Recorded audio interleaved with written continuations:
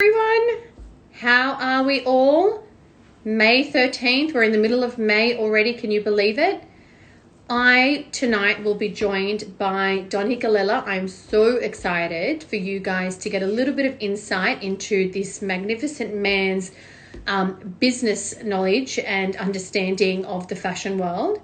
Donny is a really good friend of Wedded Wonderlands. He has hosted a series of our events, and he's somebody who is well sought after in the styling space. But not only that, Donny is a really incredible person when it comes to connecting with fashion brands locally and abroad. He has a whole list of celebrities that he dresses, as well as the regular folk. He's one of those people that just loves to zhuzh everyone up and likes to have a really good time with fashion. But his business knowledge and his understanding of how things are evolving, I guess, in the fashion space, and what he's done to pivot his business in the digital world is something that we definitely want to discuss tonight. So I'm going to have Donny jump on and join us. I hope you're all ready. You have some questions for us. Donny, look, calligraphy on Vogue, Miss Jo, I want you to dress me too. I hope you like my little vintage get up today. I always wear vintage for you. So I've just added Donny to Hello. There we are. We did it. This is my first Instagram live. Can you believe it? Ever. You're popping my cherry. You are going to be addicted. You're going to do so many more of these because as we both know, you were born for the camera, honey. I don't know. And we definitely need to see you, I guess, going live, showing us, the behind the scenes of red carpets, how you pull looks together, what you're doing at the moment with your digital. I saw that you've just launched digital styling. So tell us a little bit about what's happening with you, Donny. So I guess Corona hits. So all of a sudden you're like, what do I do now? My business is very hands-on. It's touching models, it's touching celebrities. So a whole lot of my work just disappeared. But I guess also what I do is make everyday women and men, everyday Aussies feel good by wearing everyday clothes. So what I usually do is style sessions at a Westfield or at somebody's home. So I thought, hang on, okay, so I do that physically. How can I use digital and online to kind of combine those two? And I thought, oh my God, digital virtual style sessions. And I didn't know of anyone that was doing that before. So it's been a whole new learning curve for me, which has been great. And not only, I guess my business was very Sydney focused, but now I'm getting people all over Australia asking to do these virtual style sessions. And I guess I could do them globally if I can push that a little bit further. So it's exciting. And, if Corona had not have happened, I may not have thought about this as a whole business opportunity. So there we go. Definitely. And how do you feel the fashion world from a digital perspective will evolve as a result of, COVID-19? What do you think is going to happen from that perspective? It's a whole new ball game now. I think it's totally going to change the way we do business, the way we interact. I mean, so many businesses thought they could never have their employees work from home. And now they're having these successful models where the employees are working from home. They're happier. The company's happier. Overheads are down. So I think we're going to see a massive shift and change in the way people use technology. And in the fashion game, there's going to be so many changes, right from how fashion weeks are going to be hosted I know you're missing run. Fashion Week. Are you missing Fashion Week? Like, what's the... Well, I know, I am, definitely. I mean, Fashion Week would be on right now. But, if we are looking around the world globally, Fashion Weeks were getting cancelled. But there are a few countries that, are still, like in Shanghai, they just had a virtual Fashion Week where they showed online. And I really think that is the way forward. In these days, I think because we live in such a world of instant gratification, when we see something on the runway, we almost want to own it straight away. You want to jump online, you want to have it in the shopping cart, and you want it straight away. Amazing. So do you think, I guess, from your perspective with offering this service online, that you're still going to have that connection with clients? Like, how are you creating that, because I know you in person, you're amazing. And obviously, having this kind of interaction, how do you feel like that's going to work for your clients? You know what? You have to build that. And that sounds weird. So when I'm doing this, like at a Westfield, you sit down for a coffee, you have a chat, you buy their trust. And the same thing has to be done. Like we start off with the initial engagement with emails. I get them to do a bit of homework because I want to find out about them. I want to get in their head, find out what they love, what they hate. Then we have a Zoom session or a Skype session, and we literally chat about fashion. And I want to find out what she's going to feel good wearing. Want to get inside her head. Then we go into her bedroom, and she's literally showing me everything in her wardrobe, trying things on. Does this work? Does that work? Then what I'll do is I'll send her a list, basically a shopping list of everything that she needs. And there'll be links. I'll grab that from ASOS, or grab that from Boohoo, or grab that from Witchery. A very itemized list where they can shop. Then I will give them a few days to digest that. There's a lot of information. And then I'll do a follow-up call or follow-up Skype just to say, hey, how did you find that? Did you buy any of those items? And so it's just having a couple of touch points. So usually in person, I do it all in one go. Through digital means now, it's a few touch points. It's a few check-ins. And I'm like, look, once you've got my number, call me anytime, send me a photo of things that you buy. So it's almost being like their virtual fairy godmother and saying, hey, if you've got a question, I'm here for you. So it's really opened up my eyes to digital. And I think, for businesses that are following, there's some really valid points in there, like having those ongoing touch points as opposed to that one-off consultation and then they go off. It's you ensuring that that you give that opportunity to the client to digest what's happened and kind of follow through with that. So for any business, if you are thinking of going digital, that's the way to go. You can't just have one check-in and one consultation and see you later, right? Yeah, exactly. Yeah, it's a whole new world. And it is such a personal experience that you do need to have those continuous little touch points. Or just let them know, look, if you do think of a question after we've had our Zoom session, please reach out. You can ask me. So letting them know that you're there throughout the whole process, even after you hang up on the Zoom call. So the online shopping is definitely, I've been looking online. I've been thinking about, and going through, as I'm sure many have, my wardrobe. Do I need this? Do I not? Do you think that online shopping is going to continue to soar? Absolutely. I think retailers are just shocked at the amount of online shopping they're experiencing. And it's just going to continue to soar. But I think retailers are going to have to find ways to take it to another level. Because I guess what's missing now is the opportunity to try things on, which a lot of people still love to try things on, to touch the fabric. So I think a lot of retailers right now are working on clever things like using artificial intelligence. So almost creating like an avatar where you can drag the clothes onto you and see how it looks in a 3D kind of motion. So I think we're going to see the next 2, 3, 4 years a huge evolution in what fashion retail online is going to be doing. But I think COVID has really made the fashion industry realize, hey, we really need to take this to another level. Yeah. I read the business of fashion like the Bible. I'm obsessed with that side, everything that, they put out there, because it is all about what's happening, like you're saying, from a business perspective in the fashion world. And I've been reading about how, there are certain brands that aren't even going to do seasons anymore. They've had so much pressure to kind of launch all these seasonal campaigns, and now it's like, well, hold on, we don't have a fashion week, so we don't necessarily need to do that. Yeah. Oh, it's true. So many designers were just under the pump big time, because not only they had autumn, winter, spring, summer, then they had resort collections. It was like collection after collection after collection. And then you got to look at the whole sustainability thing, where clothes were just getting destroyed or getting burnt or going straight to the landfill because no one was wearing them. Yeah. So I think this is another blessing that's going to come out of this, is designers will realize, hang on, let's just make less clothes, less collections. Let's make clothes for when people want them. I think custom clothes is going to be a massive growing market, where designers will have a virtual showroom. You'll be like, oh, okay, you want a blue coat or trench coat? Try these virtually on. We'll grab all your measurements. They'll kind of size you. You'll stand in front of your phone.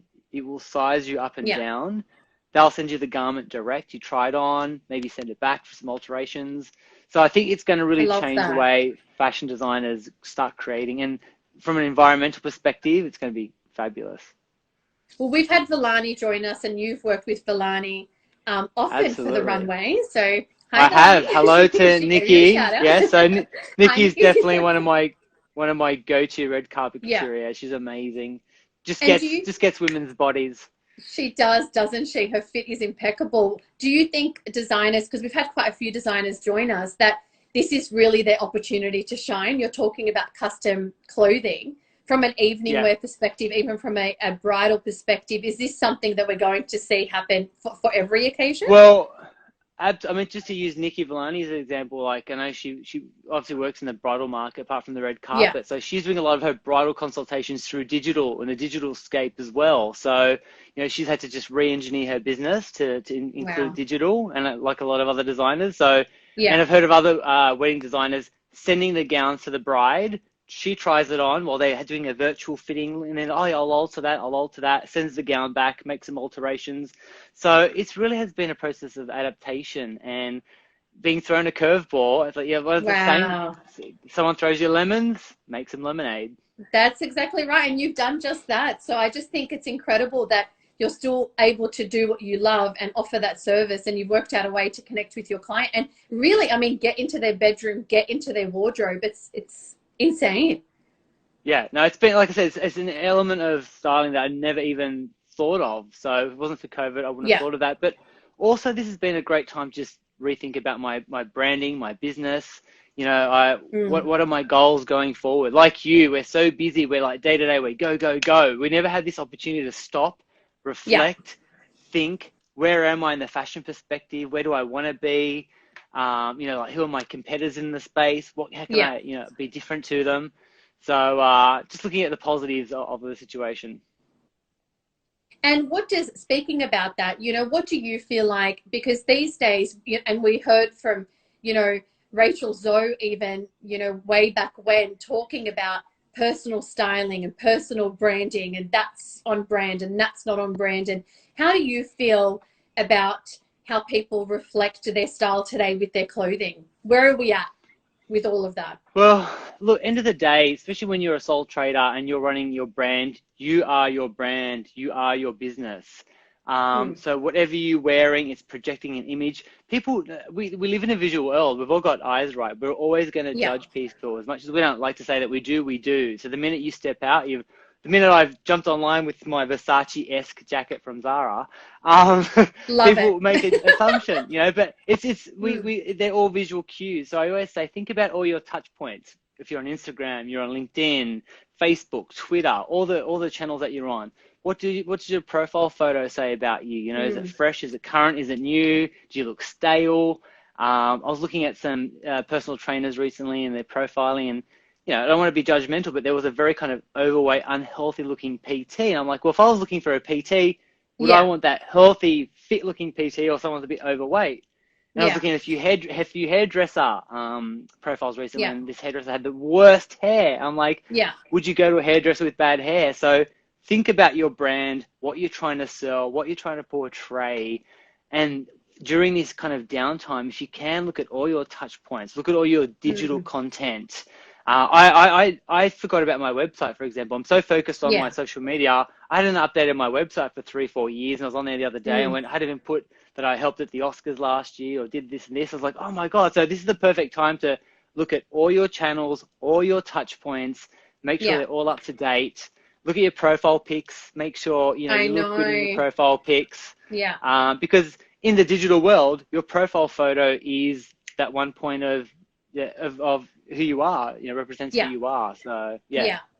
And clothes is definitely the accessory to who you are. I think that you can't speak it through a profile picture. So really the judgment call is, okay, are they flamboyant? Are they eccentric? Are they a minimalist? Yeah. Are they fashion forward? Are they avant-garde?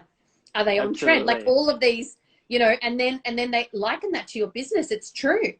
Absolutely, yeah. It's very powerful with that one. And I always put the analogy of a lot of people put time and effort into their dating profile photos. I mean, that's just your business. Your business is just important. So put that effort and time into your profile photos. And there is a clear distinguish between, like, say, a photo you would put on your LinkedIn versus your photo that you might put on one of the hot dating sites at the moment, Bumble, for example. Bumble, or Tinder. So Tinder, very different. These ones. Yeah. They're doing I've the been married swipe. for too long, Donny. I know, me too. I'm like, Yeah. what do you use? Yeah. No, I love that. But and it's so funny because I even say to my team, my content team, you have to think about our content like a dating app. People are either going to like it, which is a swipe right, or they're going to move past it, which is a left. And so for us, the content that we share that reflects our clients needs to be a swipe right. We need to get that. Definitely. I want to date you. I want to get to know you as a client. And that's definitely one of those things that I think the industry, whatever industry you're in, you have to think about it as your dating profile. I love that. So very much so. Headshot. So is now the time, because we've had Rachel from Milan and I've seen has jumped on. We've got a couple of other photographers on here as well. Photography, hello. Amazing. So do you think it's time to get your headshot sorted? Because I got asked for my headshot yesterday and I sent one that was 6 years old and I'm like, I know. I'm getting side eye from Nadia. She's like, are you serious? We've all got that, that profile pic we love from many years ago, but it is good to keep it fresh, keep it updated. And if you in this time now, the perfect time to, have your little shoot at home. But I mean, a few key things, and the photographers online might be able to give us some more tips, but you've got this space, your head should fill 60 to 80% of that space. So like if you're all the way back here, but you want to be kind of center in frame. Yeah. Lighting is key. As you know, we've got a bit of good light happening around us at the moment, but lighting is really key. Making sure that you look polished, put together, you've put some effort into your profile photo. I always like color. I think color always pops because, again, if you're scrolling through whatever, color just seems to jump out. I know black is safe. Everyone loves black and gray. It's just safe. But color really just pops out on the screen. And camera angles, the whole thing, camera shouldn't be too low. You don't want those double chins. So angles are very angles. Oh yeah, we've all been there. We've all been there. So do you style people for like business shoots and for headshots and that kind of thing to really project their personal style? Yeah. I mean, quite often a lot of HR companies of corporates will employ me to go in for a day, and they have corporate headshot days. Yeah. Where I'll just bring like a rack of some general clothes, have a hair and makeup artist, give everyone some touch-ups, have a photographer, and we'll just do all their corporate shots and just get that perfect profile photo. Yeah. Which is really important. But I love that you're wearing your, Versace-esque jacket, because I think even when you jump on a live, and as much as I've just put, 4 kids to sleep, sort of, and, still have to look the part. And it's one of those things that I think when you are on camera representing your business, you have to also ensure that all of that dynamic content is also on point, absolutely. right? Yeah. Well, I mean, at this time we were all jumping on Zoom calls and Skype calls. Again, that is another point of contact. So people will judge you on what you're wearing in these calls. And whether it's just throwing on something that's a little bit bright or something a little bit nice, or putting on a statement earring, throwing on a little bit of lippy, they just make such a huge difference. And it just shows that you actually care, that you are taking that little bit of time. Even as little things of your background, just having a nice clean background in your calls just makes such a huge difference. Even though we are working from home, your brand is still on display. So you've got to think about that. It's still a touch point. I love that. Such amazing advice from you, Donny. I want to see if anyone out there has any questions for Donny in regards to digital fashion. And I guess what's to come. One question I want to ask you is the red carpet and that whole red carpet moment. Do you think that we're going to have red carpets this year? Do you think that that's going to evolve, or we're going to have different ways of launching events and other things? Big question. Look, I mean, so Logies, as we know, has been cancelled. So Logies would have been happening kind of May, June. So unfortunately, that's been cancelled. I am hopeful and hoping that the ACTA Awards and the ARIA Awards will still happen. So they're very later in the year. Yeah. Obviously, it's probably going to be a whole new ball game. There'll probably be like social distancing, and you can only stay this close to the stars on the carpet, whatever. And then I guess we've got spring racing or Flemington, which will also be another big milestone. So I'm not sure if that's going to happen yet. Again, if the bird cage happens, it may be a very small, exclusive bird cage where, again, you've got to maintain your social distance. So, I mean, hopefully both those events still do happen. Fingers crossed. Fingers crossed. But I do think that people now more than ever are expressing themselves online through fashion. So it's Yeah, definitely time to look at your personal style definitely. And we've got a and work out good what that question. means. There's a question there. So advice for someone who Dylan. wants to get into the Oh, fashion good. industry. Okay. Hey, Dylan, thanks for your question. Look, I think it's passion and perseverance. For me, I was a boy who grew up in Wollongong, and fashion was this very far distant dream. It was like almost like impossible. You know, I had Yeah. didn't have rich parents, didn't have famous parents. I didn't have, big money. It was like this distant dream. But I was like, you know what? I've just got to give it a go. So just slowly taking each step that you can just to kind of get in there, work, do lots of free work to begin with, Yeah. assist people that you admire.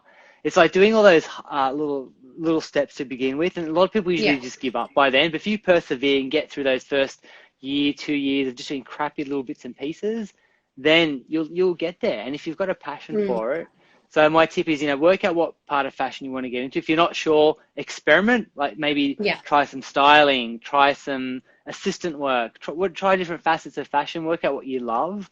Yeah. Do lots of volunteer work, experience work, and just go for it. Amazing. And do you think that in saying all of that, Australian fashion designers, do you think people are going to be buying more Australian fashion, looking, inwards in terms of what, we have to offer? Because I think that we have incredible designers here. I agree. What? Yeah, definitely. Yeah. I think there's a really big shift with the movement. We wear Australian, which is Yeah. so good because I mean, our designers here are some of the best in the world, basically. Yeah. And so it'd be great to just support them. And I really think there's going to be a big shift to like having things made in Australia again. Obviously, a lot of production usually does go to China, and now obviously with everything that's happening there, designers aren't getting their stock here in time, or there's issues with the production lines. So companies will start to reevaluate that and go, is it more important to lower our price or have jobs here in Australia and focus on our economy and supporting our Australian staff and our team? So I think we'll see a big shift back to made in Australia. I mean, even I've been kind of toying with the idea of having my own women's fashion label. And if I could have that made here, it would just be so incredible. So yes, Donny, it's an exclusive first. What is happening? it's another little thing I've been working on in ISO. So it's something that I'm looking at, hopefully getting made here. So, and again, it's been a dream of mine since I was a little boy. But again, it's taken like 13 years of styling on the people to realize what my niche is and what's still missing. And that's kind of the era now. I think I see myself kind of moving into. I'll always do the styling, which I love, but I think creating a label or a particular niche market that is really unserviced and uncatered in Australia is my next kind of calling. Hey, well, you've got a whole bunch of like shoppers ready to go. I'm telling you, we will all be behind you and support you for sure. Nobody knows a woman's body like Donny. I'm telling you guys. I'll be showing me, so I know. I'll have to showcase at the next Wedded a big event as well. Yes, definitely. I mean, we're going virtual with what we're doing as well now. Like for us, Inspire was an event that we had as a conference, and now this is why I'm tapping into the amazing talented people that I know to give these pieces of advice and words of wisdom to the industry, because I'm like, there's so much knowledge out there. We just all need to be willing to share. So thank you so much for giving us your time and doing that. Like, you didn't have to do this, Donny, but you were like, hey, I'm ready and I'm down for it. So absolutely. And you've worked with the superstar, so I feel like a rock star right now. You are a rock star. Do we have any more questions? We'll take one more question. If there's anyone else that wants to ask anything. And I just want to say, Donny, like, the fact that you can work with the biggest, celebrities in Australia, and then, take on that regular client who just wants a wardrobe overhaul, and you can make her look like that biggest celebrity. Like, that's just your thing. You love zhuzhing people up. It's the Donny factor. Yeah. Definitely. And I think, you have to have your niche market. And I think Australia has so many incredible stylists. Like, a shout out to, say, Lana Wilkinson, who's a great friend. And she's amazing. She's very celebrity. She's all the it girls. She's got her shoe range. Then you've got Elliot and Jess Picaro, who, again, amazing stylists, very celebrity it girls. But for me, I guess I'm not that. I'm a little bit more the everyday Aussie person. I chat on the morning show, which is connecting to the real everyday Aussie audience. Yeah. I take people to Westfield. I take people to Big W if they want.